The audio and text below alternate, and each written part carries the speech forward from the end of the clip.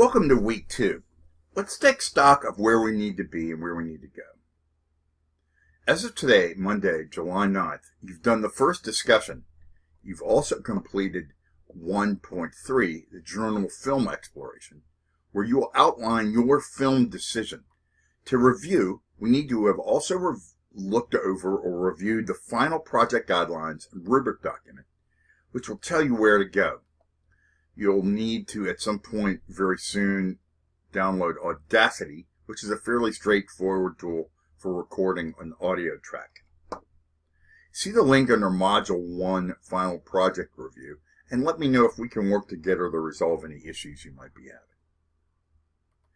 So that I can serve you most effectively in our work together, I will have your discussions and journal submissions for week 1 graded by early Thursday morning so that we can determine together any strengths and challenges that we might face together in getting this material completed.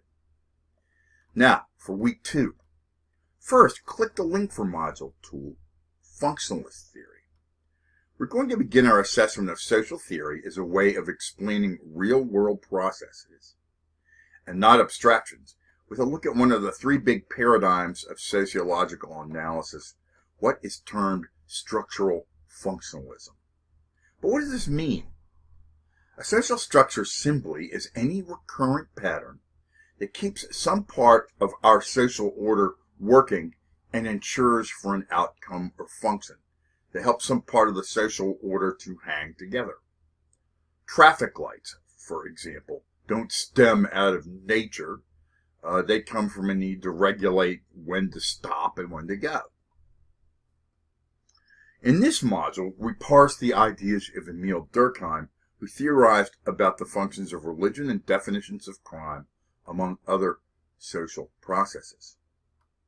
Many of you have identified as part of your personal characteristics in your first discussion your religious and spiritual beliefs. For Durkheim, the focus on religion was not to assess the comparative values of a religious system. This might be left best to theologians or scholars of religion, or to describe religious rituals, although we talked about them. That might be best left to an anthropologist.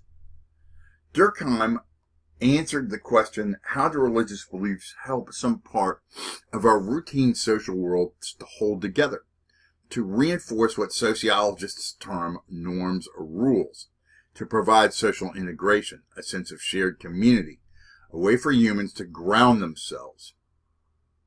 Durkheim was concerned with the social order. He assumed, and this is the point of great debate, that there is a shared social set of moral codes and social values for which there is a broad consensus. We get from these traditions, or their successors, Durkheim theorized that educational systems might supplement religious traditions as we moved into the industrial age, a common set of desires to do well. Now, we have to be socialized or raised in the language of sociology to undergo social learning more precisely, to adhere to a common set of ways of behaving that all society values. Talcott Parsons, the mid-20th century sociologist, and the person for whom the author of your textbook is most influenced by, said that desires are random and that no common set of rule of good or evil can be taken from the nature of objects, social processes, or situations themselves, and that we need some shared social common interest to make this happen. Socialization, or social learning, according to Parsons, is something that enables individuals to see specific norms or social rules as morally binding. We have to internalize cultural norms and values, what Parsons termed need dispositions. We internalize conformity to a certain degree.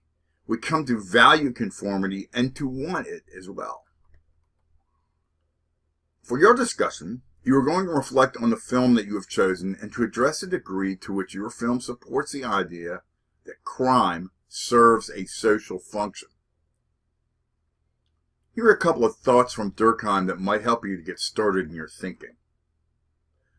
Durkheim held that crime was normal and it allowed a society to cohere or to come together or hang together around what was viewed as a moral challenge to the moral order.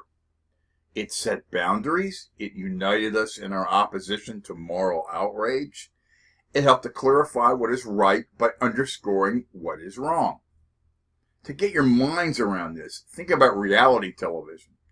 Back in the day, when I started watching TV for this purpose, it was Jerry Springer, or shows such as this.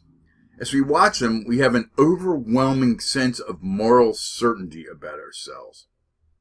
If you have occasion to watch such a show, and you should for analytical purposes, if nothing else, a lot of people I know go, I don't watch reality shows. I don't really, but I do for that purpose.